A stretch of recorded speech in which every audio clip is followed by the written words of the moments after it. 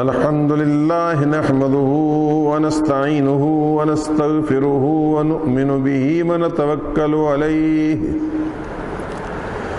ونعوذ بالله من شرور أنفسنا ومن سيئات أعمالنا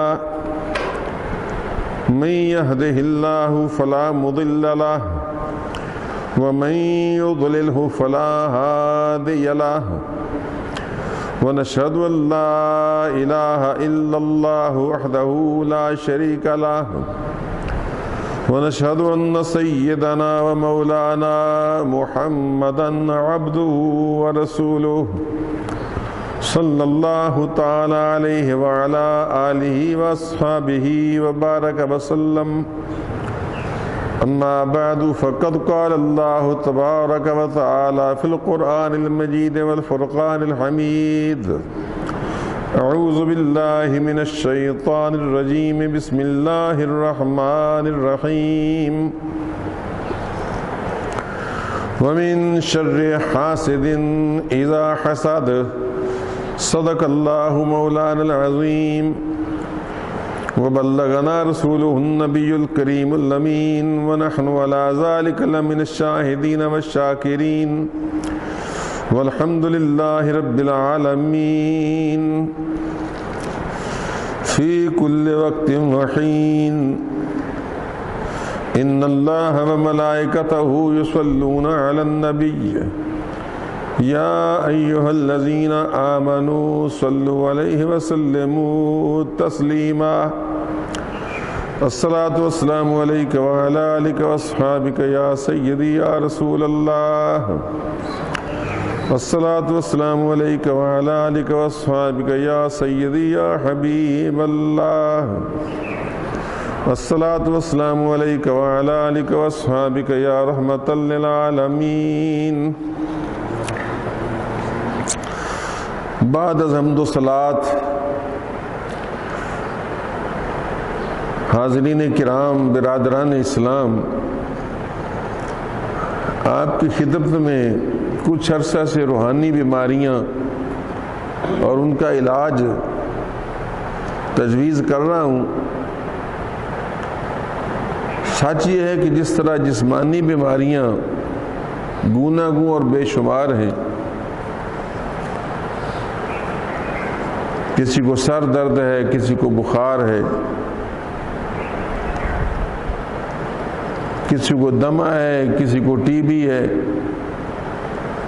کسی کو کینسر ہے، کسی کو جوڑوں کا درد ہے. اسی طریقے سے روح کی بیماریاں بھی بے شمار ہیں.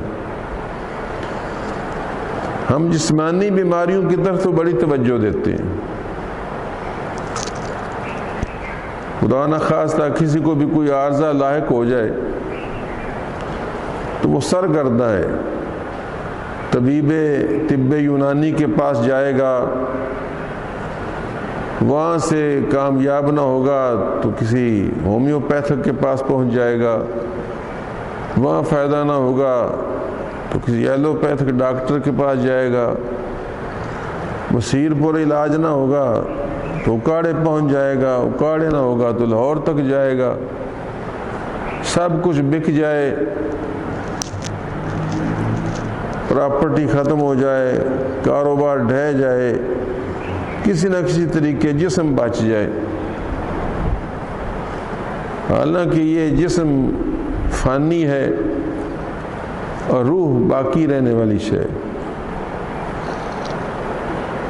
جسم کی بیماری کتنی بھی پرولونگ کرے، کتنا بھی عرصہ چلے، اس دنیا کی زندگی تک ہے، لیکن روح کی بیماری کے مضر اثرات بعد از ممات بھی قبر میں، حشر میں، برزخ میں، قیامت میں بندے کو پیش آتے رہیں گے، اور اس کے نقصانات بندہ اللہ نہ کرے عبدالآباد تک اٹھاتا رہے گا.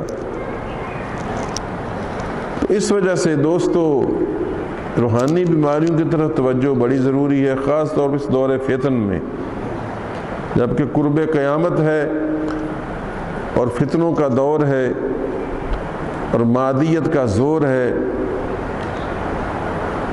اور ہر طرف میری میری کا ہنگامہ اور شور ہے، ایسے حالات میں روح کی بیماریوں کی طرف توجہ دینا بڑا ضروری ہے کہ روح کی بیماریاں اگر بندہ تھوڑی بہت نیکی کرتا بھی ہو نا تو اس کو تباہ و برباد کر دیتا۔ جس طرح آپ جانتے ہیں خراب معدے والا، اس کو اچھی غذا بھی فائدہ نہیں دیتی بلکہ وہ غذا ہی ضائع ہو جاتی ہے، اس کا کھایا پیا بھی ضائع۔ اس طرح کی روحانی بیماری ہے، حسد ہے، جھوٹ ہے، تو اس کی جو ماڑا موٹا نماز روزہ ہے وہ بھی ضائع ہو جاتا ہے۔ کیونکہ سرکار دو عالم صلی اللہ علیہ وسلم نے فرمایا کہ بے شک حسد نیکیوں کو اس طرح کھا جاتا ہے جس طرح آگ خشک ایندھن کو کھا جاتی۔ خشک ایندھن، خشک لکڑیاں آگ اس کو راکھ کر دیتی ہے، تو اسی طریقے سے حسد نیکیوں کو کھا جاتا ہے۔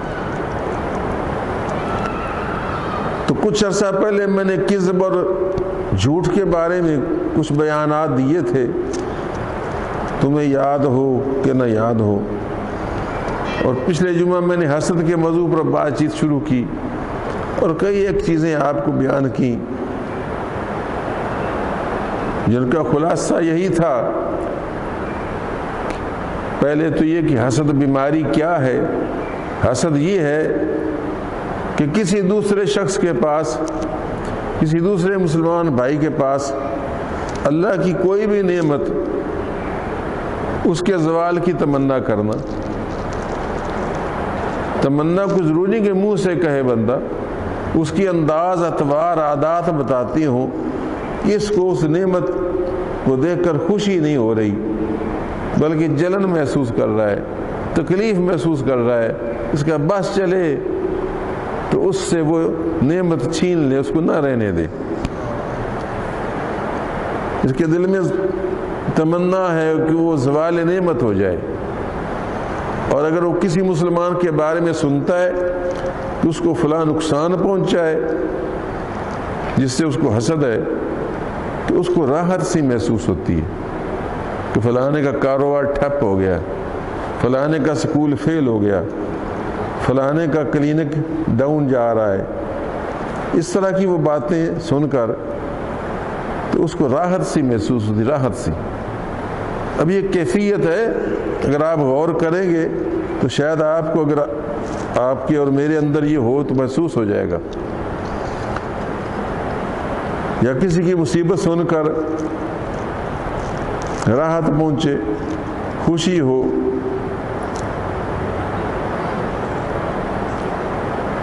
اور اس کی کامیابی سن کر دل گھٹے، جلن محسوس ہو، تو سمجھو کہ یہ بندہ حسد کی بیماری کا شکار ہے۔ آپ ہوں، میں ہوں، یا کوئی اور ہو، سب کے لیے یکساں نصیحت ہے۔ تو اللہ تبارک و تعالیٰ نے قرآن کریم میں اس سے بڑی مذمت کیا ہو سکتی ہے؟ کیونکہ حضور صلی اللہ علیہ وسلم کی ذات سے بھی یہود بھی حسد کرتے تھے اور قریش کے سردار بھی حسد کرتے تھے۔ قریش کے سردار اس لیے حسد کرتے تھے کہ آمنہ کی در یتیم کو یہ نعمت کیوں مل گئی، ہم بڑے بڑے وڈیرے لوگ یہاں بیٹھے تھے، اس کو شان نبوت ملی، قرآن اس پر نازل ہوتا ہے۔ بلکہ ابو جہل نے ایک موقع پر صاف کہہ دیا تھا، جب تنہائی میں اس کے دوستوں نے اس سے کہا کہ یار تو بتا، بڑا سیانہ ہے، ہم نے تیرا نام ابو الحکم رکھا ہوا ہے، دانشور، تو بتا، آپس کی بات ہے، ہم اکیلے بیٹھے کھڑے ہیں، کہ یہ سچا ہے یہ غلط ہے؟ اس نے کہا یار بات یہ ہے کہ سچے تو ہے، محمد سچا تو ہے صلی اللہ علیہ وسلم، لیکن دیکھو بنو ہاشم کے پرانے ہمارے ساتھ جوڑ کے لوگ تھے، وہ جنگیں لڑتے تھے، ہم بھی جنگیں لڑتے تھے قبیلوں کے ساتھ، قبائلی جنگیں، عصبیت کی جنگیں۔ وہ مہمانوں کو کھانے کھلاتے تھے، دعوتیں کرتے تھے، ہم بھی کرتے تھے، ان سے بڑھ کر کرنے کی کوشش کرتے تھے، یعنی ہر فیلڈ میں ہم ان کا مقابلہ کرتے آئے ہیں۔ اور اپنے آپ کو کام نہیں ثابت ہونے دیا۔ اب ان میں ایک شخص ہے کہ وہ نبوت کا اور رسالت کا دعوے دار ہو گیا ہے، اب ہم کہاں سے نبی لائیں گے؟ ہم رسول کہاں سے لائیں گے؟ تو میں تو کبھی نہ مانوں گا، اس طرح تو ہم نیچے رہ جائیں گے۔ یعنی صرف حسد کی بنیاد پر وہ سرکار دو عالم صلی اللہ علیہ وسلم کی مخالفت پر آمادہ تھا، ذلت اور خواری کی موت مر گیا، لیکن اس حسد نے اس کو ماننے سے روکے رکھا۔ یہی حال دوسرے لوگوں کا بھی تھا،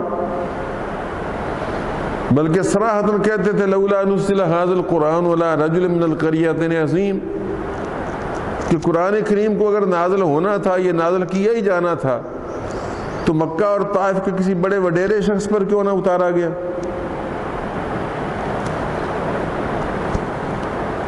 تو مسلمانوں پر جو اللہ کی نعمتوں کا بادل برستا تھا اور کامیابی دن بدن ہو رہی تھی، اس کو قریش بھی حسد کی نگاہ سے دیکھتے تھے، اور جب مدینہ میں گئے تو یہود اس کو حسد کی نگاہ سے دیکھتے تھے۔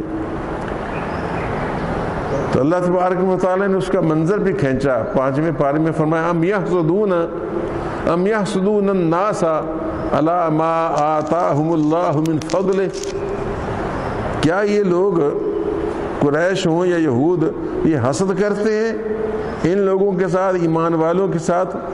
کیوں؟ علی ما آتاہم اللہ من فضلہ، اس نعمت پر جو اللہ تعالی نے ان کو عطا فرمائی ہے اپنے فضل کے ساتھ، نعمت ایمان، نعمت قرآن، نعمت محمد مصطفیٰ صلی اللہ علیہ وسلم، اور دن بدن کامرانی، کامیابی، پیروکاروں کی کثرت۔ تو اس پر یہ حسد کرتے ہیں کہ اللہ تعالیٰ نے اپنے فضل کے ساتھ کیوں نواز دیا ایمان والوں۔ تو حسد کی وجہ سے آپ سے جو بغض و کینہ اور دشمنی کی جا رہی تھی، اللہ تعالیٰ نے اس کو دیکھ کر یہ سورت نازل فرمائی کہ پیارے تو یوں کیوں نہیں کہا کرتا، یہ دعا پڑھا کر، اعوذ برب الفلق من شر ما خلق ومن شر حاسد اذا حسد۔ اس میں 2-3 باتیں اور بھی بیان کی، یہاں تک کہ جادوگر جو بہت ہی ظالم قسم کے لوگ ہوتے ہیں اور شیطانی علوم کے ذریعے، شیطانی سحری ٹونے ٹوٹکوں کے ذریعے دوسروں کو نقصان پہنچانے کی کوشش کرتے ہیں، تو جہاں جادوگروں کا ذکر کیا وَمِن شَرِّ النَّفَّاثَاتِ فِي الْعُقَدِ، وہاں ساتھ وَمِن شَرِّ حَاسِدٍ إِذَا حَسَدَ، یعنی جادوگر اور حاسد کو برابر کر کے بیان کر دیا کہ گویا یہ ایک ہی تھیلی کی چٹے بٹے ہیں۔ جس طرح جادوگر شیطان کا اللہ کار بن کر انسانوں کو نقصان پہنچانے کی کوشش کرتا ہے، اس طرح حاسد بھی مختلف ذرائع سے، مختلف وسیلوں سے، کبھی ٹونے ٹوٹکے کے اختیار کر کے، کبھی کسی اور طریقے سے، کبھی چوری کروا کے، کبھی ڈاکہ کروا کے، کبھی قتل کروا کے، وہ بھی اپنے حسد کی آگ کو بجھانے کی کوشش کرتا رہتا ہے۔ اس وجہ سے اس بہت بڑی آزمائش سے بچنے کے لیے میں حبیب تو میری پناہ میں آ جا۔ الحمدللہ جو شخص دشمنوں میں، حاسدوں میں گرفتار ہو اور پریشان رہتا ہو دشمنوں اور حاسدوں کی شر سے، اس کو چاہیے کہ معوذتین کو اپنے وظیفے میں داخل کرے۔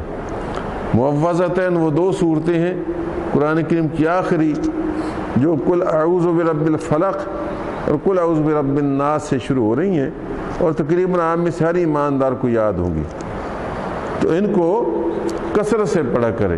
الحمدللہ میں بھی صبح شام پڑھتا ہوں، اور اس کے علاوہ اور بھی بہت کچھ پڑھتا ہوں، لیکن یہ صورتیں بھی میرے صبح و شام وظیفے میں داخل ہے کہ 7 مرتبہ وہ پہلی، 7 مرتبہ دوسری، یہ بھی پڑھتا ہوں، اور بھی چیزیں ہیں۔ تو اللہ تبارک و تعالی حاسد کے شر سے محفوظ رکھتا ہے انشاءاللہ تعالی۔ یہ ایمان ہونا چاہیے، کیونکہ یہ صورت اس وقت نازل ہوئی جب لبید بن عاصم یہودی کی بیٹیوں نے حسد کی وجہ سے رسول اللہ صلی اللہ علیہ وسلم کو جادو کر دیا، حضور صلی اللہ علیہ وسلم کو جادو کیسے ہو سکتا تھا؟ اصل میں تو ان کے بہانے سے ہمیں یہ تحفہ ملنا تھا۔ بہرحال جادو انہوں نے کیا، سرکار دو عالم صلی اللہ علیہ وسلم کی کچھ بال مبارک کسی طریقے سے انہوں نے حاصل کیے کہ آخر آپ حجامت تو بنواتے تھے، اور کوئی گڈا سا پتلا سا بنایا، اس میں سوئیاں چبھوئیں اور بال آپ اس کے اندر رکھے، اور پھر اس پر جو بھی شیطانی وہ عمل کرتے کراتے تھے ان کو کنویں کے اندر ایک جگہ دفن کیا۔ تو حضور اکرم صلی اللہ علیہ وسلم پر یہ ایمان رکھیے کہ آپ اللہ کی حفاظت میں تھے، اللہ نے آپ کی حفاظت کا وعدہ فرمایا ہوا ہے، تو یہ تھوڑا سا اثر بھی نہ ہوتا، اصل میں تو یہ ہمیں ایک وسیلہ بننا تھا، کوئی تحفہ ملنا تھا۔ ورنہ آپ اندازہ فرمائیے، جادوگر موسیٰ علیہ السلام کے سامنے آئے، 300 جادوگر تھا، تو آپ کا بال بیکا نہ کر سکے، تو رسول اللہ صلی اللہ علیہ وسلم تو موسیٰ علیہ السلام کی بھی رسول ہیں، آپ کو نقصان کیسے پہنچ سکتا تھا؟ مگر اللہ تعالیٰ کی ہر کام میں حکمت ہے۔ جس طرح سرکار دو عالم کبھی کسی وقت نماز میں بھولے، توجہ اللہ کی طرف زیادہ ہو گئی اور رکعتوں کی طرف ہٹ گئی، وجہ بھی تو ہوتی ہے نا بھولنے کی۔ تو حضور صلی اللہ علیہ وسلم کو سہو والا واقع ہوا۔ اب سہو واقع ہوا تو ہمیں مسائل معلوم ہے، سجدہ سہو کیسے کیا جاتا ہے، عملاً سرکار کے وجود پاک سے یہ سبق مل گیا۔ اس طرح کبھی ایسا بھی ہوا کہ سرکار دو عالم صلی اللہ علیہ وسلم نے بلال کو کہا کہ دھیان رکھنا، ہم سفر کر کے آ رہے ہیں، کہیں نیند میں صبح کی نماز نہ اونچے نیچے ہو جائے۔ تو بلال بھی سو گئے، حضور صلی اللہ علیہ وسلم بھی سورج نکلنے کے بعد جاگے۔ اب یہ حضور صلی اللہ علیہ وسلم کو بے علمی کی بات نہیں ہے، بلکہ اللہ تبارک و تعالیٰ تو مالک اور قادر ہے، وہ کسی کی روح پر جب چاہے قبضہ رکھے۔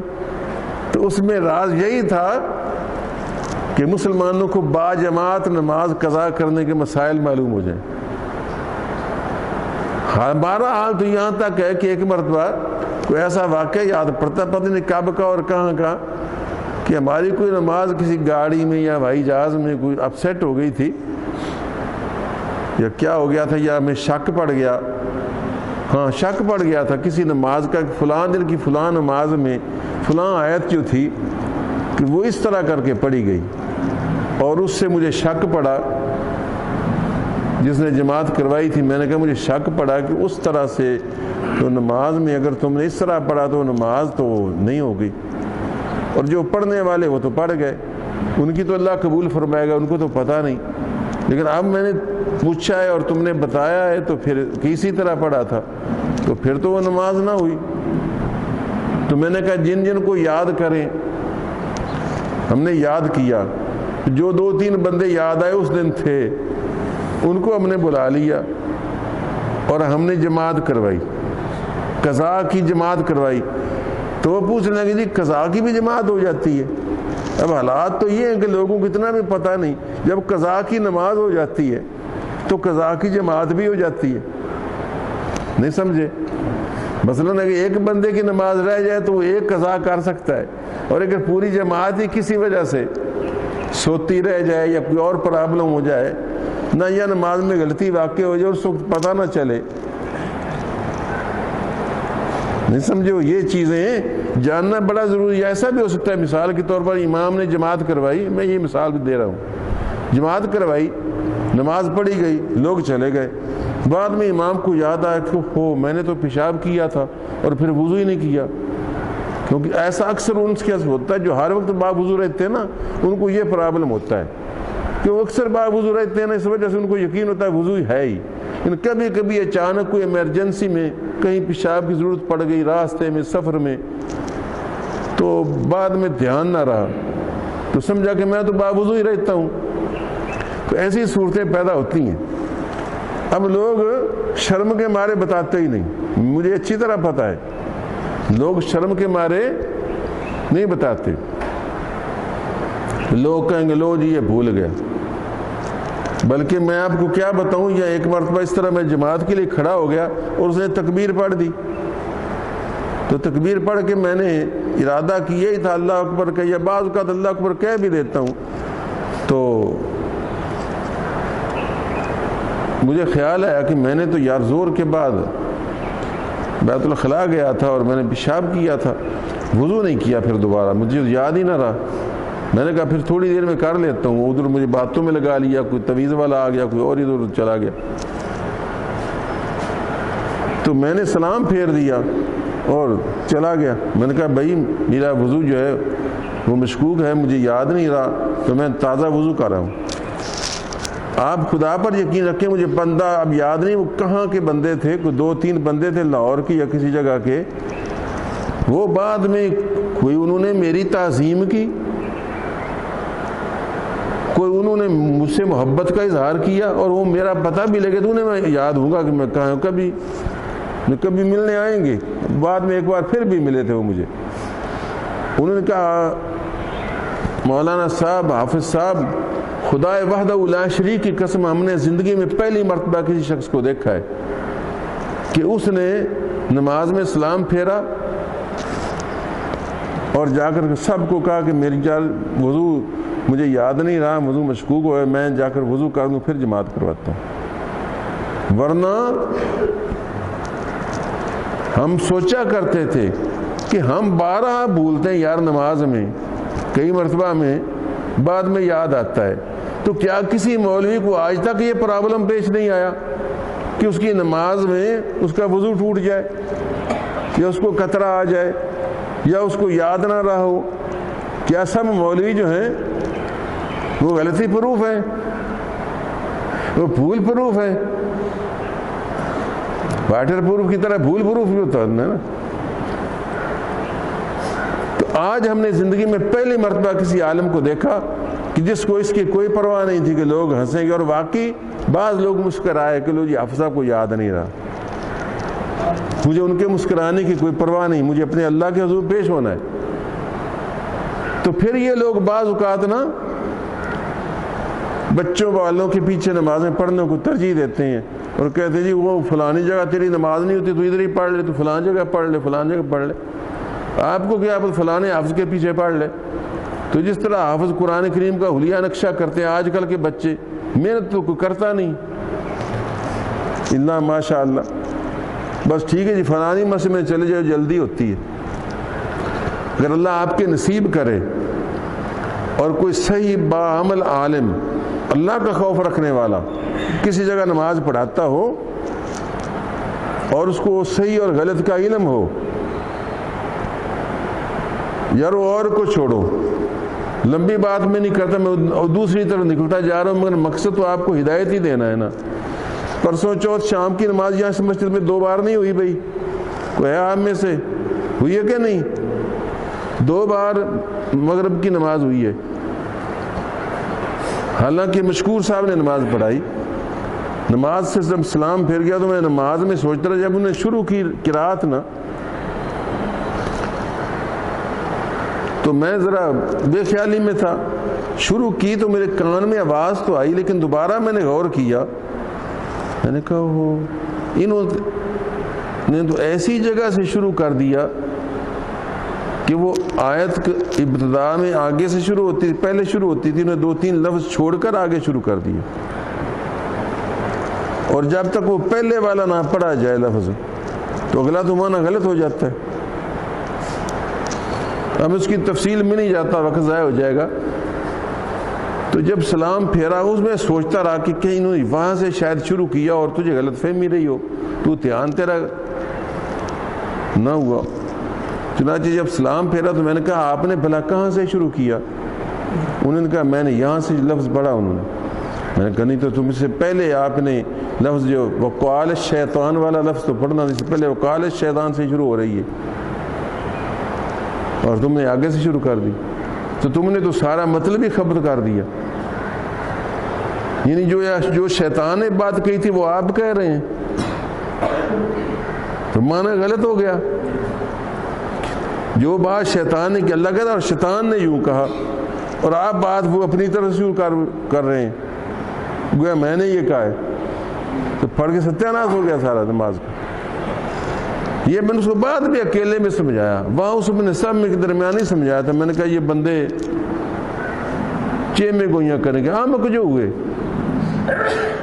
ان کی چپ کر کے پڑھا دو تو پڑھا دو، لیکن اگر غلطی واضح کر دو تو مسکراتے ہیں کہ گویا کہ یہ کام بڑا غلط ہو گیا۔ تو ہم نے دوبارہ نماز پڑھائی۔ اب ساری جماعت کو دوبارہ نماز پڑھنے میں ہو سکتا ہے کوئی مسکرائے ہوں کہ اور کسی مسجد میں بھی آپ نے دیکھا کسی نے نماز مولوی نے دوبارہ پڑھائی؟ آپ یاد کریں کہ وہیں سلام پھیرتے ہی کہا ہو کہ یار دوبارہ نماز پڑھو، غلط ہو گئی، نہیں بتایا ہوگے؟ کیوں؟ مولوی بھولنے سے پاک ہیں؟ اور نہیں، ان کو پرواہ ہی نہیں، وہ پہاڑے کے مولوی ہیں، چور چکر ہیں، ان کو کیا تمہاری نماز ہوئی کہ نہیں، ان کو پتہ ہی نہیں نماز ہوئی کہ نہیں ہوئی۔ مجھے افسوس ہوتا ہے کبھی کبھی ان لوگوں پر جو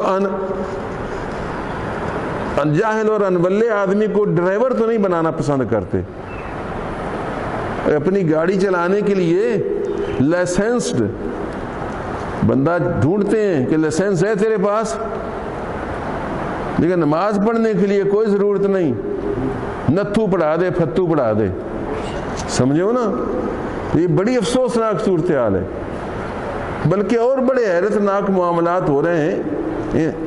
کتنے عجیب ہیں میرے حالات ان دنوں، بیاسرا ہیں زیست کے لمحات ان دنوں، تم بھی بدل گئے ہو، جہاں بھی بدل گیا، ناقابل بیان ہے ہر بات ان دنوں۔ یا میرے پاس کچھ لوگ ایسے آئے، انہوں نے کہا جی حافظ صاحب جی آپ پلیز اذان خود پڑھ دیتے ہیں، آپ نہ پڑھا کریں۔ میں پچھلے دنوں خود اذان پڑھ دیتا تھا، یہ آپ ذرا اذان نہ پڑھا کریں۔ کیوں؟ وہ جی اس میں بدنامی ہوتی ہے۔ سنا آپ نے کچھ؟ اس میں جی بدنامی ہوتی ہے، کیونکہ کچھ حاسد، موضوع میں میرا حسد چل رہا تھا کل، چلو سے بات جوڑ لیتے ہیں۔ کچھ حاسد کہتے ہیں کہ اب مسجد خالی ہوئی ہے، اب تو حافظ صاحب کے پاس اذان پڑھانے والا بھی کوئی نہیں رہا، پڑھنے والا ہے۔ اور ایک بندہ آیا بھی اور اس نے مجھ کو یہ کہا بھی کہ میں تو یہی وجہ سوچ کر آیا تھا کہ وہ حافظ صاحب بیچارے اکیلے ہی کھڑے ہیں، ان کے پاس کوئی اذان پڑھنے والا بھی نہیں، لیکن میں تو یہاں آ کر حیران ہوں، یہاں تو 20-25 بندے عشاء کی نماز کے بعد ذکر کے لیے بیٹھے ہوئے تھے۔ لیکن تو میں آ گیا ہوں۔ ویسے میں گزارش کرتا ہوں کہ آپ اذان نہ پڑھا کریں، اس طرح لوگوں کو موقع ملتا ہے کہنے کا کہ حافظ صاحب کے پیچھے تو بندہ کوئی نماز پڑھنے کو تیار ہی نہیں۔ اب اندازہ فرمائیے لوگوں کی سوچ کا، اور وہ بیچاروں کا قصور بھی نہیں بنتا، اس لیے کہ وہ سچے ہیں، اور کسی عالم نے کبھی اذان پڑھ کر سنائی ہی نہیں۔ کیوں جی؟ ٹھیک ہے کہ نہیں؟ کسی میرے پائے کے عالم یا میرے جیسے طالب علم کہہ لو، کسی حضرت صاحب نے کبھی اذان پڑھ کے سنائی ہے؟ کیوں؟ حضرت صاحب کے یہ شان ہی نہیں، وہ منبر پر بڑھ کے مار سکتے ہیں سارے علماء، تقریریں کرنے والے جو واعظ شیریں بیان ہوتے ہیں اور بڑے بڑے خوش اعلان ہوتے ہیں، لیکن وہ لمبی لمبی لے میں شعر تو گا سکتے ہیں لیکن اذان نہیں پڑھتے۔ کیوں؟ وہ اذان کو اپنی توہین سمجھتے ہیں، ماننے نہ ماننے، وہ سمجھتے ہیں کہ اذان پڑھنا تو چھوکروں کا کام ہے، شاگردوں کا کام ہے، بھلا میرے علم جیسے عالم دین کے لائق ہے کہ میں اذان پڑھوں؟ ایک تاثر بن گیا ہے کہ نہیں؟ غور فرمائیں، آپ کو میری بات سچی معلوم ہوگی۔ تاثر پیدا ہو گیا کہ گویا اذان پڑھنا تو چھوٹے موٹے خادموں کا کام ہوتا ہے، نہ کہ میرے جیسے عالم بے بدل کا کام اور فاضل اجل کا کام۔ تو یہ ایک تصور اور کنسیپٹ ہو گیا۔ اس لیے وہ بیچارہ میرا خیر کا بھاگتا ہوا آیا کہ اوہو پہنچے کہیں، بیچارے حافظ صاحب تنہائی کا شکار ہو گئے ہوئے کہ بیچاروں کے پاس اذان پڑھنے کے لیے بندہ نہیں۔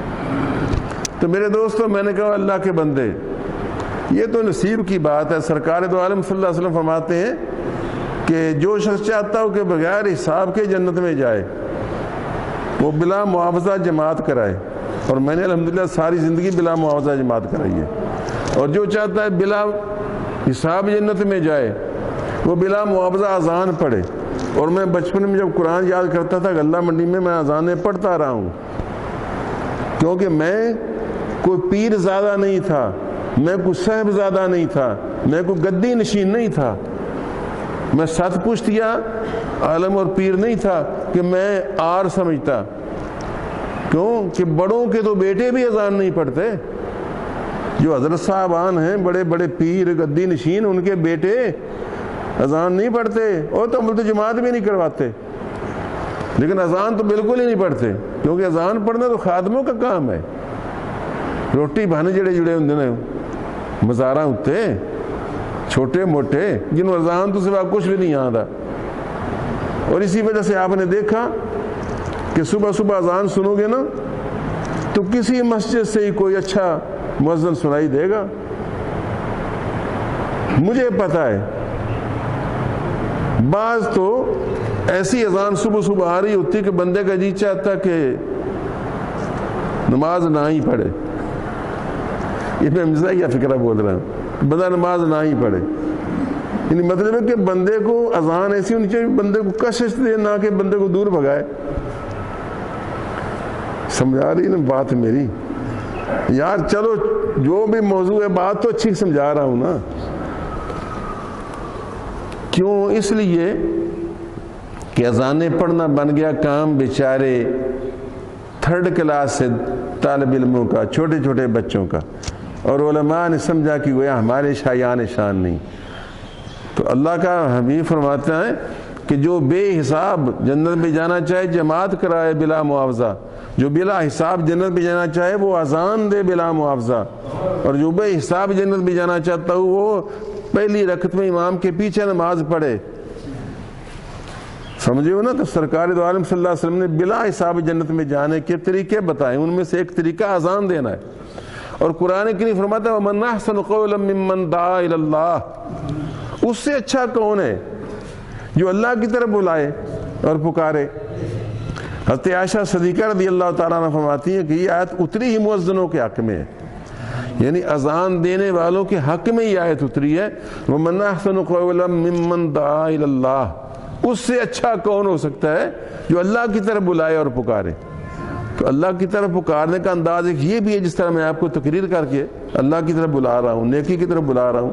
اور اللہ کی طرف ایک واضح بلانے کا انداز یہ ہے کہ بندہ کہے اللہ اکبر اللہ اکبر اللہ اکبر اللہ اکبر اشہد اللہ الہ الا اللہ اشہد ان محمد رسول اللہ، اور پھر کہ حی علی الصلاۃ حی علی الفلاح. یہ واضح کلیئر کٹ بلانا ہے. تو فرمایا اس سے زیادہ کون نصیب والا ہے. تو یہ کنسیپٹ ایسا بن گیا کہ وہ گویا اس کو بھی آر سمجھتے ہیں. تو میں آپ کو کیا بتاؤں، میرا مقصد یہ کہنے کا تھا کہ سمجھدار آدمی جس کے دل میں اللہ کا خوف ہے اور تقوی ہے، وہ اگر نماز میں غلطی ہو جائے گی تو دہرائے گا. جس کے دل میں خوف خدا نہیں وہ آپ کا ستیہ ناش بھی کرے گا، اپنا بھی ستیہ ناش کرے گا، چاہے حافظ ہو یا مولوی ہو یا امام ہو. اس وجہ سے متقی عالم کے پیچھے پڑھنا، تو یہاں تک میرے پاس روایات موجود ہیں جس طرح رسول اللہ صلی اللہ علیہ وسلم کے پیچھے نماز پڑھی. لیکن اب تو نماز کی ضرورت ہی نہیں ہے پڑھنے کی، اور اگر پڑھ گئی ہے تو چلو یہ پاس جو مسجد کھڑی ہے اس میں کوئی نتھو پتھو کرا دے جماعت ٹھیک ہے، 2 رکعتیں کھڑی نا. ڈرائیوری کے لیے بندہ چاہیے، لائسنس کے لیے صحیح بندہ چاہیے، دکان چلانے کے لیے صحیح بندہ چاہیے، الیکٹریشین اچھا چاہیے، مکینک اچھا چاہیے، لیکن امام جیسا مل جائے ٹھیک. خدا کی قسم ایسا مجھ کو بعض کا تیش آتا کہ میرے بس میں کچھ نہیں چلتا. کاش میرے ہاتھ میں کوئی طاقت ہوتی تو یہ بندے جو ہے نا پاکستان والے، ان کو تو کوڑوں کے ساتھ صحیح کرنے کی ضرورت ہے. ایسا دین سے دور اور بیزار ہوئے ہیں کہ ہدایت کے قریب آنے کو تیار نہیں ہے، بلکہ ہدایت دینے والے پر آوازیں کستے ہیں اور نیکی کا پیغام دینے والے کے خلاف پراپیگنڈا کرتے ہیں. سچ یہ ہے کہ یہ وہی دور ہے جس میں رسول کریم صلی اللہ علیہ وسلم نے فرمایا دین پر عمل کرنا اس طرح مشکل ہو جائے جس طرح انگارہ ہاتھ میں لینا.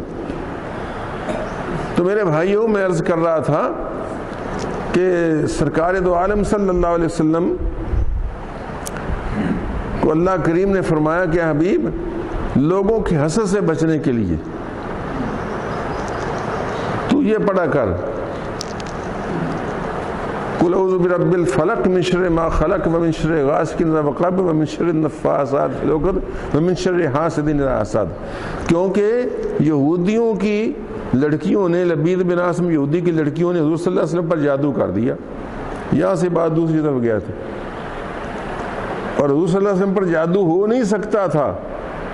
ہماری تربیت کے لیے اللہ تعالیٰ نے کچھ اثر کیا کہ اس بہانے سے محبوب کے صدقے انعام دوں گا امت مصطفیٰ کو، ورنہ موسیٰ علیہ السلام پر اثر نہیں ہوا 300 جادوگروں کا، تو ان 2 بچیوں کے جادو کا کیسے اثر ہو سکتا تھا؟ تو حضور اکرم صلی اللہ علیہ وسلم پر صرف اتنا اثر ہوا کہ خیال شریف میں ایسے آتا کہ شاید میں نے عصر کی نماز پڑھ لی ہے اور نہیں پڑھی ہوتی تھی، یا ایسا ہوتا لگتا کہ میں نے نہیں پڑھی اور پڑھ لی ہوتی تھی، یہ پڑھ لی ہے اور نہیں پڑھی ہوتی تھی. یعنی یہ تھوڑا سا یہ ایسا محسوس ہونے لگا. تو آپ صلی اللہ علیہ وسلم لیٹے ہوئے تھے کہ 2 فرشتے آئے، ایک پاؤں کی طرف کھڑا ہو گیا، ایک سرہندی کی طرف کھڑا ہو گیا. تو ایک فرشتے نے دوسرے سے کہا کہ یہ صاحب جو ہے ان کو کیا ہوا ہے؟ اس نے جواب دیا ان پر جادو کیا گیا. اس نے کہا کس نے کیا ہے؟ اس نے کہا لبید بن عاصم یہودی کی بیٹیوں نے. کیا وہ جادو کا سامان کہاں ہے؟ اس نے کہا فلاں کنویں کے اندر دفن ہے اس کے نیچے. چنانچہ نبی کریم صلی اللہ علیہ وسلم بیدار ہوئے، اس کا حل بھی بتایا. حل کیا ہے؟ اس نے کہا یہ سوریں 2 سورتیں پڑھ کر سنائیں، یہ پڑھ کے پھونکتے جائیں اور وہ جادو کا سامان نکلوا لیں وہاں سے. نبی کریم صلی اللہ علیہ وسلم بیدار ہوئے اور آپ نے حضرت علی مرتضیٰ کرم اللہ تعالیٰ وجہ کریم کو بھیجا.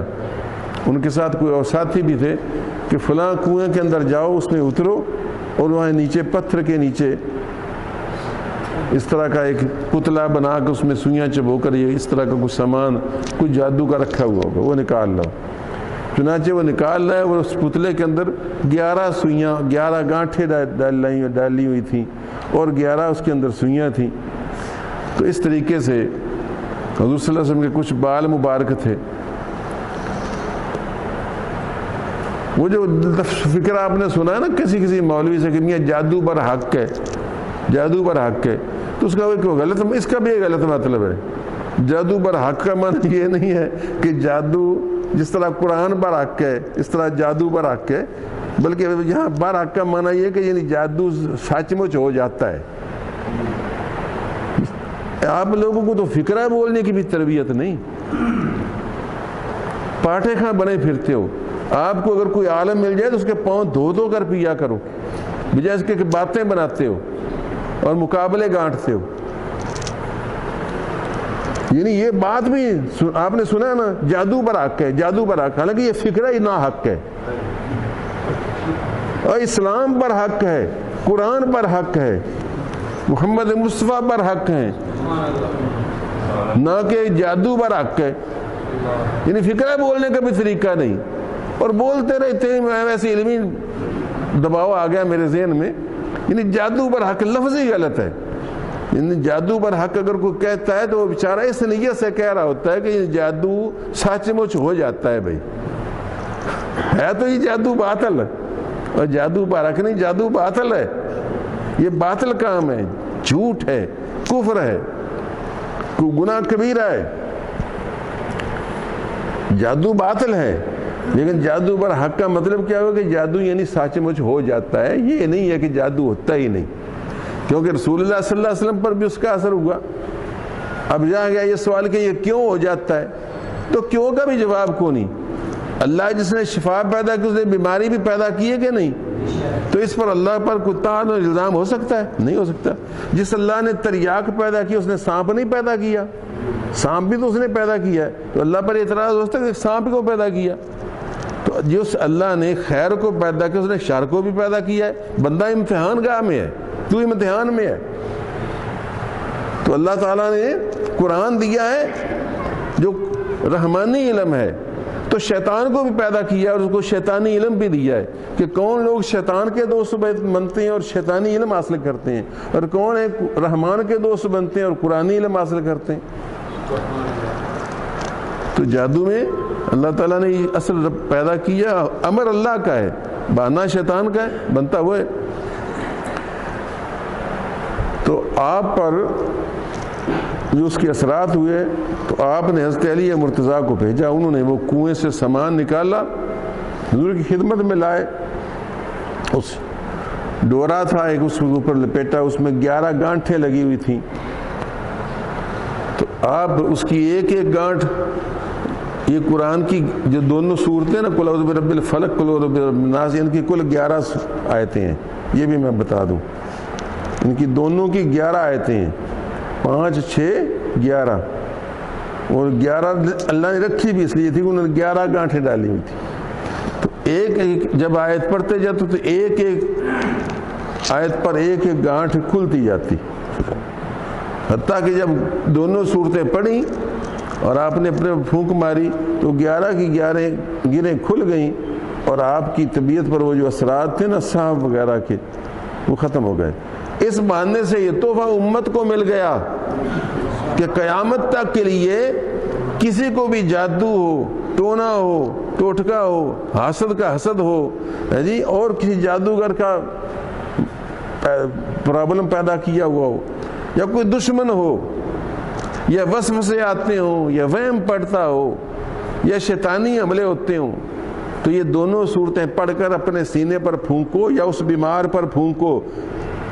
باقی یہ ہے کہ زبان میں فرق تو ہوتا ہی ہے، ایک جاہل کی زبان میں، ایک عالم کی زبان میں فرق ہے، ایک بے نماز کی زبان میں، نمازی کی زبان میں فرق ہے، ایک عام شخص کی زبان میں، حافظ قرآن کی زبان میں فرق ہے، ایک جاہل کی اور ایک عالم کی زبان میں فرق ہے، ایک نیک متقی شخص کی اور ایک فاسق فاجر کی زبان میں فرق ہے۔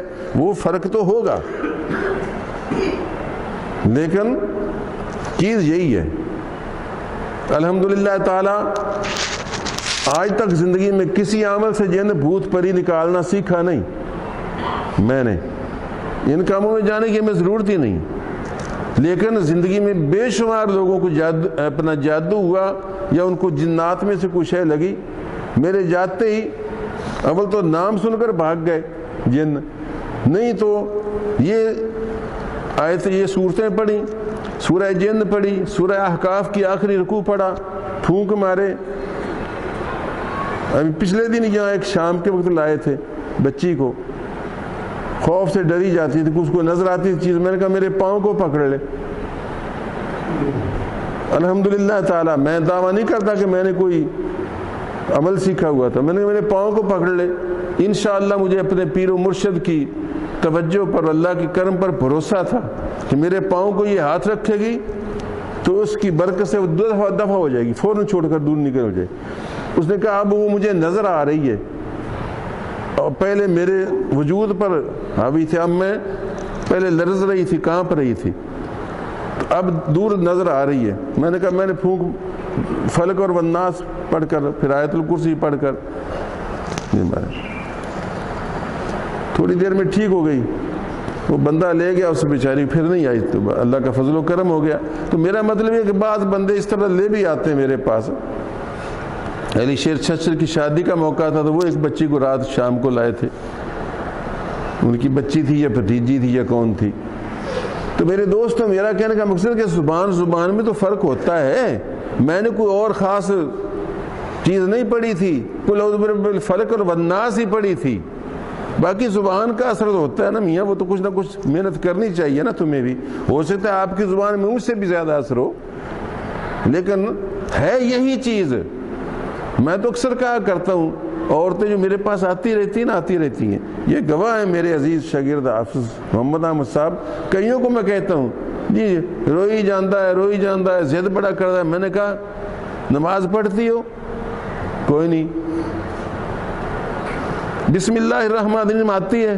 کہتے ہیں ہاں وہ آتی۔ میں نے اس کو 100 مرتبہ بسم اللہ الرحمن الرحیم پڑھ کر نہ پانی پر پھونک کر اس کو پلاؤ۔ اللہ کا فضل ہو جاتا ہے. کیوں؟ ظاہر ہے کہ رحمان الرحیم کا نام اللہ اور رحمان الرحیم تین نام جس پر 100 مرتبہ پڑھ کر یہ نام لے کر پھونک ماری جائے گی تو اس کی ضد چڑچڑاہٹ اور غصہ جو ہے وہ رحمت میں بدل جائے گا. بچہ ضد کیوں کرتا ہے؟ غصے میں ہی ضد کرتا ہے نا. تو اللہ کے رحمان الرحیم کے نام کی برکت سے غصہ چلا جائے گا. تو مطلب یہ کہ میں آپ کو بتاتا ہوں کہ اللہ تبارک و تعالیٰ کی فرما برداری کیجئے، نماز پڑھیے، اللہ توبہ کیجئے. تو یہی قرآن ہے جو محمد رسول اللہ لے کر آئے. اسی قرآن نے زندگیاں بدلی ہیں. صحابہ کرام نے اسی قرآن سے سارے علوم حاصل کیے. اگر آپ نے قرآن کو چھوڑ دیا، پشت پر ڈال دیا اور آپ نے عمل چھوڑ دیا تو آپ اگر طرح طرح کی مصیبتوں میں گرفتار ہیں تو اپنے آپ پر ماتم کیجئے. بات دور نکل گئی، پھر کیا کروں؟ تو اللہ تعالیٰ نے سکھایا کہ بندو حسد سے بچو، یہ صورتیں پڑھا کرو اور خود کسی سے حسد نہ کیا کرو. اس لیے کہ حسد جو ہے وہ نیکیوں کو یوں کھا جاتا ہے جس طرح آگ ایندھن کو، خشک لکڑیوں کو کھا جاتی ہے. حسد کی وجوہات کیا ہوتی ہیں؟ نفرت اور دشمنی، اس سے حسد پیدا ہوتا ہے. خود بینی اور تکبر، اپنے آپ کو اچھا سمجھنا اور تکبر، اپنی بڑائی کی خواہش، خود بینی، حب جاہ، اپنا روب داب قائم کرنا دوسروں پر. تو اس قسم کی وجوہات ہوتی ہیں جن کی وجہ سے بندہ تکبر میں مبتلا ہوتا ہے کہ دوسرے سے کم تر ہونے کی خواہش، کہ مجھ سے کم رہے، میں اوپر حاوی رہوں، میں بڑا ہوں یہ چھوٹا بنے، میرا نام زیادہ ہو، میرا کام زیادہ ہو، میری دولت زیادہ ہو، میری شہرت زیادہ ہو، میری بلے بلے زیادہ ہو. یہ وجوہات ہیں. اور کیا یہ سانحہ ہے اور درست نہیں کہ حسد تو ہر ایک کے لیے برا ہے اور علماء اور بزرگوں کے لیے تو بالکل ہی بہت برا ہے. سمجھو، امام غزالی رحمۃ اللہ تعالی علیہ لکھتے ہیں کہ حسد اگرچہ سب کے لیے بڑا نقصان دہ ہے مگر علماء اور قراء اور حفاظ جو اس میں گرفتار ہیں، قاری صاحبان، علماء، حفاظ، مقررین، کہ بس میں چھا جاؤں، مجھ سے اچھا کوئی نہ پڑھتا ہو، ان سے تو بہت ہی برا ہے.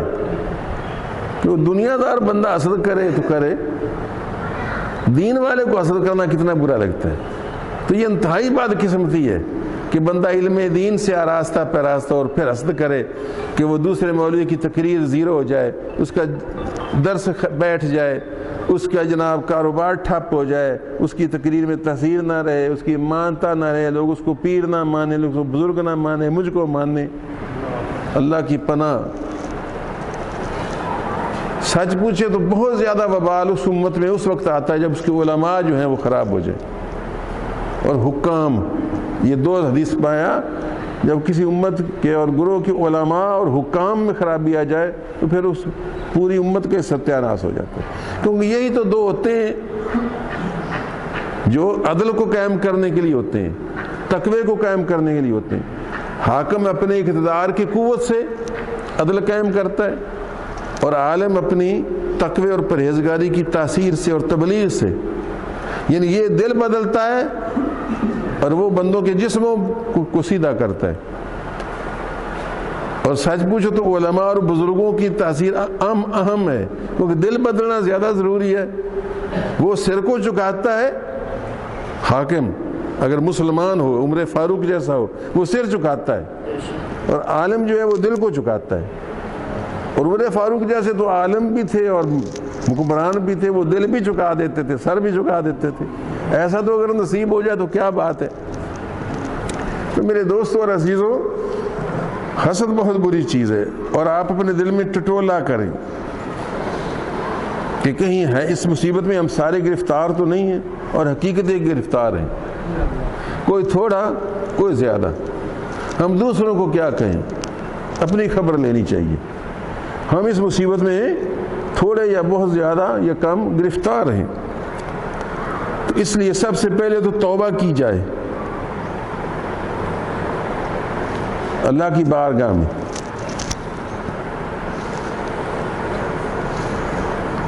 اور حکماء کے اقوال پڑھے جائیں، سنے جائیں، نبی پاک صلی اللہ علیہ وسلم کی حدیثیں پڑھی جائیں، سنی جائیں۔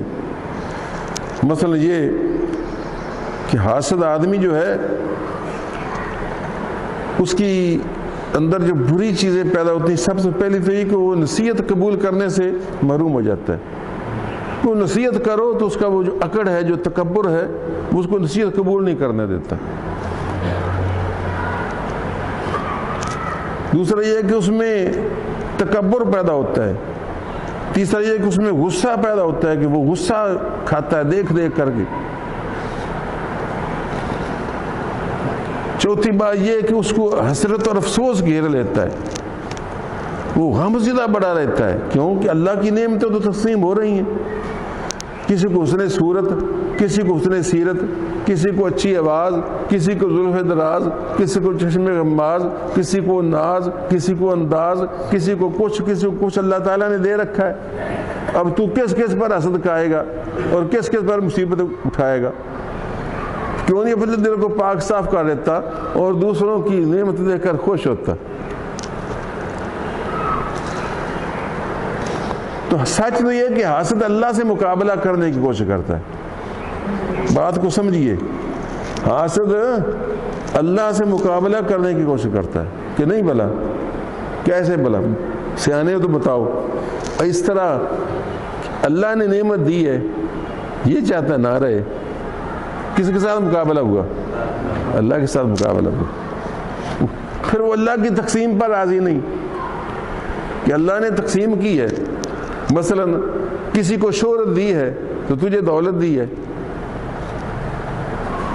کسی کو صورت دی ہے اچھی تو تجھے کو سیرت اچھی دی ہے، کسی کو صورت اچھی نہیں دی تو آواز دی ہے۔ تو اللہ نے تقسیم کی ہے نا، اور تو چاہتا ہے یہ تقسیم غلط ہے، یہی کہہ رہا ہے نا یہ تقسیم غلط ہے، تو اللہ کی تقسیم پر راضی نہیں ہے۔ اور پھر وہی ہے کہ فضل اللہ کرتا ہے، یہ بخیلی کرتا ہے۔ کیوں بھائی؟ کس نے تو نہیں دیا، یہ دے کیا سکتا تھا؟ دینے والا کوئی ہے اور حسد تو کر رہا ہے، کتنی حماقت ہے۔ کیوں جی؟ فرض کیجیے آپ میں سے کوئی شخص کسی سائل کو، فقیر کو 1000 روپیہ دے رہا ہو اور میں دیکھ دیکھ کر جل رہا ہوں، تو مجھ سے بھی زیادہ کوئی احمق ہے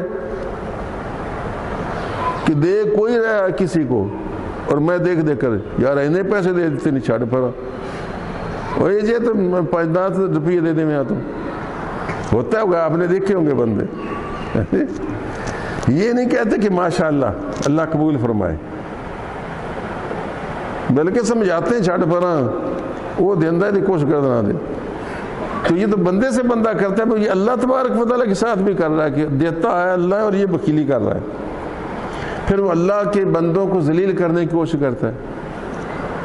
یہ کیسی بری بات ہے حاسد کی کہ اللہ نے کسی کو عزت دی ہے، یہ چاہتا ہے وہ ذلیل ہو جائے، تبھی وہ اس کا حسد پورا ہوگا نا۔ کیوں بھائی؟ تبھی حسد پورا ہوگا۔ آپ میری باتوں پر غور فرمائیں، ماننا کہ آپ میں سارے عالم نہیں بیٹھے لیکن سمجھدار لوگ ہیں، سمجھدار ہی ہیں تو ہم پر تنقیدیں کرتے ہیں نا بیٹھ کر، کبھی کچھ۔ اس وقت آپ سمجھدار ہوتے ہیں، یہاں بھی سمجھدار ہو جائیں اور بات کو سمجھنے کی کوشش کریں کہ اللہ کے فضل پر بخیلی کرتا ہے اور اللہ کے بندوں کو ذلیل کرنے کی کوشش کرتا ہے۔ جس کو اللہ نے عزت دی ہے یہ کہتا ہے یہ ذلیل ہو جائے۔ مثلا اس کو عہدہ ملا، وہ عالم بنا، اس کو دولت ملی، وہ حج کر کے آیا، اس نے 10 مرتبہ حاضری دی، اس نے 50 مرتبہ حاضری دی، اور یہ کہتا ہے کہ لو اس کی تو یہ عزت بنتی جاتی ہے، یہ اس کے خلاف ہے۔ آپ نے دیکھا نہیں ہوگا کوئی دعوت اسلامی کے خلاف بول رہا ہے، کوئی تعلق قادری کے خلاف بول رہا ہے، کوئی نواز شریف کے خلاف بول رہا ہے، کوئی عمران خان کے خلاف بول رہا ہے، اور کسی کے بعد جو کچھ ہے تم نے دیا ہے، تم کس مصیبت میں گرفتار ہو؟ اپنے آپ کو تو دیکھو، تم کس مصیبت میں گرفتار ہو؟ اپنے آپ کو سنوارو اور سدھارو۔ تو یہ بندہ چاہتا ہے کہ وہ دوسرے سارے ذلیل ہو جائیں اور ان سے نعمت چھن جائے، تو یہ ناقص عقلی ہے، یہ خود ذلیل ہو جائے گا۔ پھر یہ کہ حسد کرنے والا ابلیس کا مرید ہے، حسد کرنے والا ابلیس کا شیطان کا مرید ہے۔ آپ کہیں گے وہ کیسے؟ کہ سب سے پہلے جس نے حسد کیا وہ کون تھا؟ وہ ابلیس تھا، جس نے آدم علیہ السلام کی خلافت پر حسد کیا تھا۔ تو ان کے پیر صاحب ہیں ابلیس، جن کی یہ سنت پر عمل کر رہے ہیں، یہ بھی کسی پر جو اللہ نے نعمت دی ہے نا اس پر یہ جلے جا رہے ہیں۔ میرے دوستو، یہ کچھ باتیں میں کہہ رہا ہوں، ان کو غور سے سنتے جائیے۔ حاسد کو حکما کہتے ہیں، حاسد کو حسد کی وجہ سے مجلسوں میں عزت نہیں ملتی۔ لوگ دل سے تو جانتے ہوتے ہیں نا یہ حاسد آدمی ہے، فرشتوں کی لعنت ہوتی ہے، جنت سے محرومی ہوتی ہے، ذلت خاری ملتی ہے۔ اور اس کے تلخ ثمرات یہ ہیں کہ منافقت کا کھیل ہے، حسد منافقت کا کھیل ہے۔ منہ پر وہ تعریف کرے گا حسد، اندر سے جلے گا، دل کا اندر جلن ہوتی ہے، رشتہ داروں اور دوستوں کو چھوڑ بیٹھتا ہے، غیبت اور جھوٹ بولتا ہے۔ جو حسد پورا تبھی ہوتا ہے یہ غیبت کرے گا تو مسلمانوں کو تکلیف دینے کی کوشش کرتا ہے۔ حالانکہ اللہ فرماتا ہے والذین یؤذون المؤمنین والمؤمنات بغیر ما اکتسبوا فقد احتملوا بہتانا واثما مبینا، جو ایمانداروں کو بلا وجہ تکلیف پہنچاتے ہیں وہ اپنے سر پر بہت بڑا گناہ لیتے ہیں۔ حسد کی وجہ سے انسان بڑی بڑی نیکیوں سے محروم ہوتا ہے، رشتہ داروں کے ساتھ صلہ رحمی نہیں کرتا، یعنی ان کو کچھ نہیں دیتا کہ کہیں یہ اونچے نہ ہو جائیں، کھاتے پیتے نہ ہو جائیں، مدد نہیں کرتا ان کی، مظلوم کی مدد نہیں کرتا، کام نہیں آتا۔ حالانکہ اللہ تعالیٰ کا حکم ہے کہ دوسرے مسلمان بھائیوں کی مدد کرو۔ یہ لکھتے ہیں کہ حاسد پر نازل ہونے والی جو آفتیں ہوتی ہیں وہ سن لیجئے، ایسا غم جو کبھی ختم نہیں ہوگا۔ حاسد پر کیا آفت نازل ہوئی، اس کو ایسا غم ملے گا جو کبھی ختم نہیں ہوگا۔ کیوں؟ وہ ختم تب ہو جب اللہ کی مخلوق پر سے نعمتیں ختم ہو جائیں۔ یہ تو ملنی ہے۔ کسی کو عہدہ مل گیا، کسی کو دولت مل گئی، کوئی حج کر آیا، کسی کا کاروبار چمک اٹھا، نہ اللہ کی نعمتوں کا نزول ختم ہو اور نہ اس بیچارے کا دکھ ختم ہو، یہ مستقل مصیبت میں پڑ گیا۔ اور پھر ہر دکھ کا اجر ہے، ہر دکھ کا، حتیٰ کہ تمہیں کانٹا بھی چبھ جائے تو ثواب ملتا ہے، لیکن اس بیچارے کو اس کی جلن کا، دکھ کا کوئی ثواب نہیں بلکہ الٹا گناہ ہے۔ دیکھو کیسی خوش نصیبی ہے کہ مسلمان کو کوئی بھی تکلیف پہنچے تو اس کا اللہ اس کو اجر دیتا ہے، مگر حاسد کو جو تکلیف پہنچی جا رہی ہے دن رات، اس بیچارے اس کا کوئی ثواب بھی نہیں مل رہا، یعنی بیکار مصیبت اٹھا رہا ہے۔ ہر جگہ کی پھٹکار، دنیا آخرت کی تباہی، تو اللہ کی توفیق کے دروازے اس پر بند۔ تو میرے دوستو، اپنے بال بچوں کو بھی بچاؤ، سمجھایا کرو، گھروں میں نصیحت کیا کرو بیویوں کو کہ گورنر نے اپنا کچھ نہیں گوایا، کیوں دے مگر پہ ہی کھلی ہیں، نہیں سمجھائی۔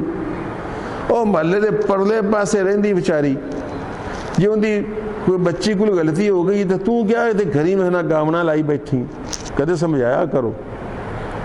اور جی فلانے کسی بندے کو کوئی نقصان پہنچ گیا ہے تو آپا کی لینا دینا، دعا کر اللہ کریم ان دی بھلا کرے، بیچارے مصیبت جو کٹ دے۔ یہ نصیحت کبھی کیا کرو تاکہ شاید تمہاری میری سب کا مل کر کوشش کرنے سے کچھ لوگوں کو ہدایت نصیب ہو جائے۔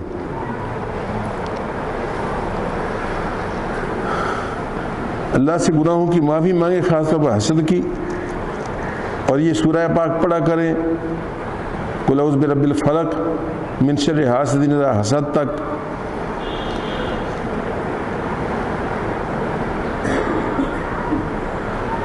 حسد کرنے والوں کو واضح و نصیحت کریں، اللہ سے ڈرائیں، اور خود اگر آپ میں یہ ہے تو توبہ کر کے اس سے معافی مانگیں جس کے خلاف آپ حسد کی باتیں کرتے ہیں. سمجھو، آپ کو اللہ کریم ایک راحت نصیب فرمائے گا. اور اس کے حق میں دعا کریں. جتنا حسد کیا ہے اتنی اس کے حق میں دعائیں کریں.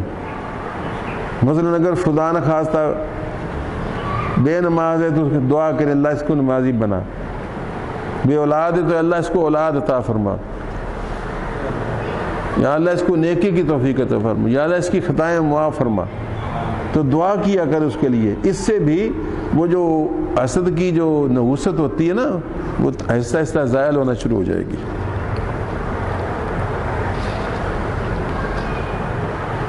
حضرت ابن عباس رضی اللہ تعالیٰ عنہ، عبداللہ ابن عباس حضور کے چچا زاد بھائی، ان کو کسی نے گالی دی. سبحان اللہ، کیسی بات ہے. بات کوئی سمجھے گا شاید، غور کریں. عبداللہ ابن عباس رضی اللہ عنہ کو کسی نے گالی دی. آپ نے فرمایا تو مجھے گالی دیتا ہے حالانکہ اللہ نے میرا دل حسد سے پاک کیا.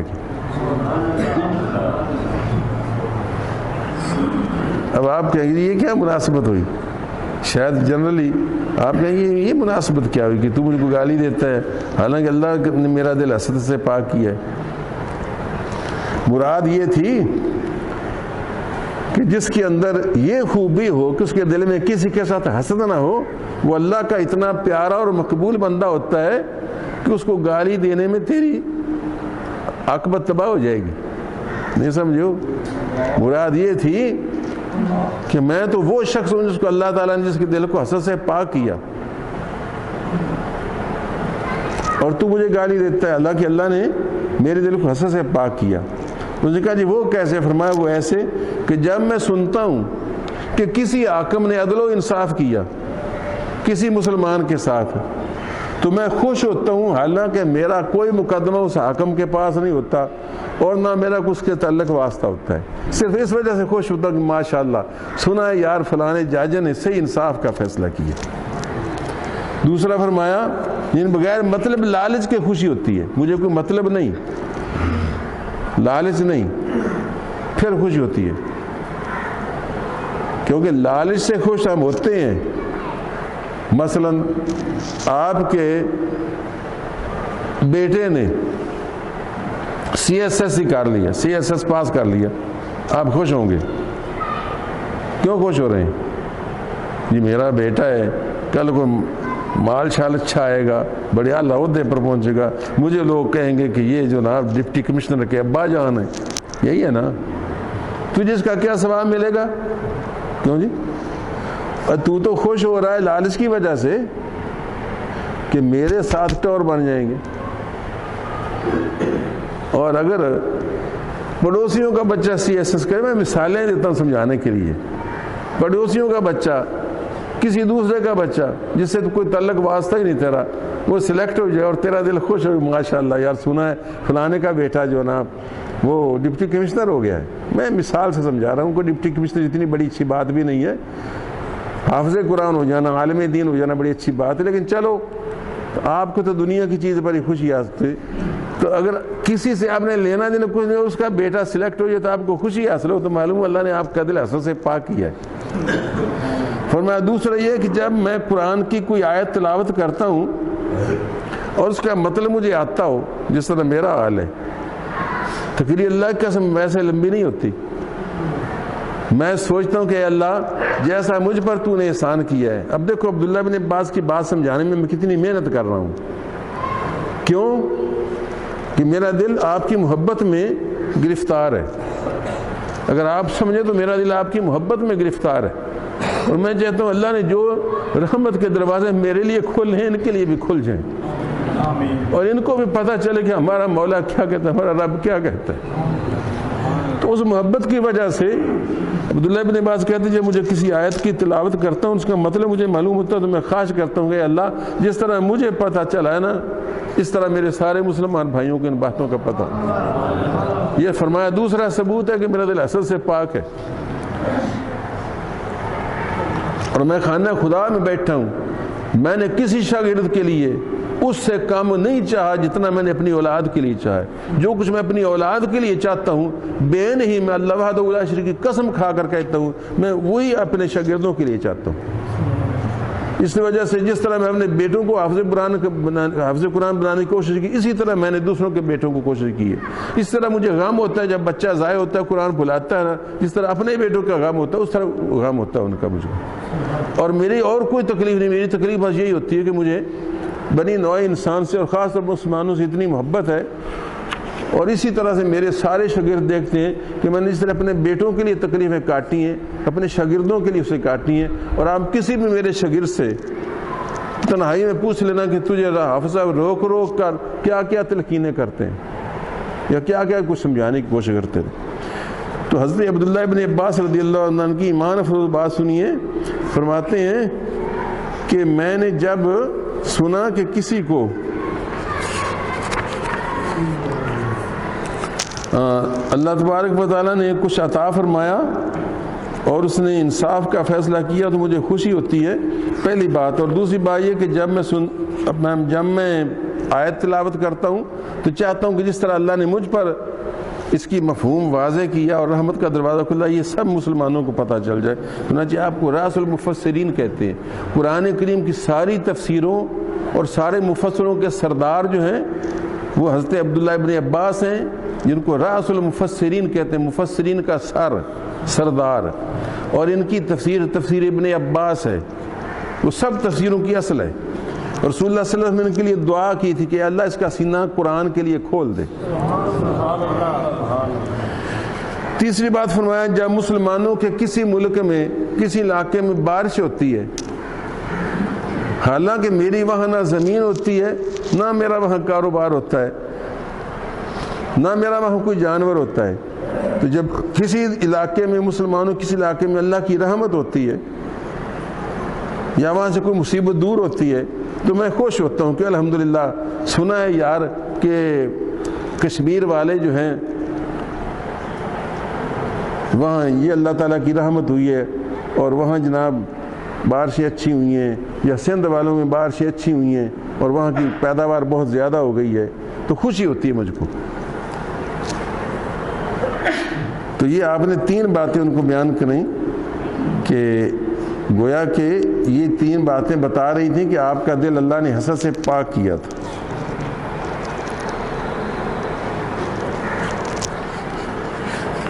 تو عزیزان گرامی قدر، ایک بات ضرور میں بتانا چاہوں گا کہ کچھ ایسی باتیں بھی ہوتی ہیں جن میں بندے کو رشک کرنا چاہیے۔ بعض لوگ رشک اور حسد میں فرق نہیں کر پاتے، تو یہ ایک بات آخر میں ضرور بتا دینی چاہیے کہ حسد وہ ہے جس میں یہ خواہش ہوتی ہے کہ اس کے پاس یہ نہ رہے، لیکن رشک وہ ہوتا ہے کہ جس میں خواہش ہوتی ہے کہ جس طرح اللہ اس کو دیا ہے اس طرح مجھ کو بھی دے۔ یہ رشک جائز ہے، رشک جائز ہے۔ سرکار دو عالم فرماتے ہیں خاص طور پر 2 بندوں پر رشک کرنا بڑا جائز ہے اور بڑا ضروری ہے۔ بلکہ ایک تو فرمایا وہ جس کو اللہ تعالیٰ نے مال حلال دیا ہو اور اس کو اللہ کی راہ میں خرچ کرتا ہو، اس پر بندہ رشک کرے اور آرزو کرے اللہ جس طرح اس کو مال دیا ہے نا اس طرح مجھ کو بھی عطا فرما، اور اس طرح یہ خرچ کرتا ہے نا اللہ کی راہ میں بھی خرچ کروں۔ اور فرمایا دوسرا جس کو اللہ تعالیٰ نے قرآن کا علم دیا ہو، حافظ قرآن ہو، علم قرآن رکھتا ہو، تو اس پر رشک کرنا جائز ہے کہ اے اللہ جس طرح اس کو تو نے علم قرآن عطا فرمایا کاش مجھ کو بھی عطا فرمائے۔ باقی دنیا کی چیزیں ان پر رشک کرنا بھی مناسب نہیں، لیکن گناہ نہیں ہے۔ مثلا اگر آپ ویسے کریں کہ یا اللہ جس طرح فلانے کا بیٹا ایس ڈی او ہو گیا میرا بھی پتر ایس ڈی او ہو جاوے، گناہ نہیں ہوگا، لیکن کوئی ایسی بات نہیں ہے جس پر بندہ رشک کرے۔ ایس ڈی او ہو کر پتہ نہیں کیا وہ گل کھلا رہا ہے جو تیرا بیٹا بھی کھلائے گا پھر، کیوں جی؟ یا جی جس طرح فلانے کو مولا کریم کارخانہ دیا ہے اس طرح ہمیں بھی ایک کارخانہ عطا فرما دے۔ تو صرف کارخانہ بطور کارخانہ، ہاں یا اللہ جس طرح اس کو رزق دیا ہے، کارخانہ دیا ہے، حلال رزق کماتا ہے اور اللہ کی راہ میں خرچ کرتا ہے، مجھ کو دے تاکہ میں بھی اسی طرح نیکی پر خرچ کروں، اس انداز میں تو ٹھیک ہے، لیکن ویسے دنیا کی چیزوں پر رشک کرنا کوئی اچھی بات نہیں ہے، کیونکہ دنیا بنیادی طور پر ہے ہی دنیا۔ دنیا کے دو معنی بنائے گئے، دو معنی، ایک معنی ہے قریب، سب سے زیادہ قریب، کیونکہ آخرت کے مقابلے میں قریب ہے، زیادہ قریب، ایک معنی یہ ہے دنیا، اور ایک معنی دنیا کا کیا گیا ہے ادنا کی مؤنث ہے، ادنا کہتے سب سے نیچے درجے کا، ادنا ملازم، میں آپ کا ادنا غلام ہوں، کیا مطلب؟ سب سے چھوٹا، سب سے کمینہ، سب سے عاجز۔ اب اس کے معنی سے بنا دنیا سب سے گھٹیا، سب سے معمولی، سب سے کمینی، سب سے حقیر۔ تو دنیا جو ہے یہ سب سے کمینی اور سب سے حقیر، اس کے لیے کیا رشک کرنا بھائی؟ کیوں بھائی کسی اچھی چیز کے لیے بندہ رشک کرے، جو ہے کمینی، اس کے لیے کیا رشک کرے؟ اس وجہ سے میری دنیا کے لیے رشک کرنا بھی کوئی اچھی بات نہیں، اگرچہ گناہ تو شاید نہ ہوگا لیکن اس کا کوئی فائدہ بھی خاص نہیں ہوگا، کیونکہ دنیا جو ہے نا بندے کو تباہ و برباد کروا دیتی ہے۔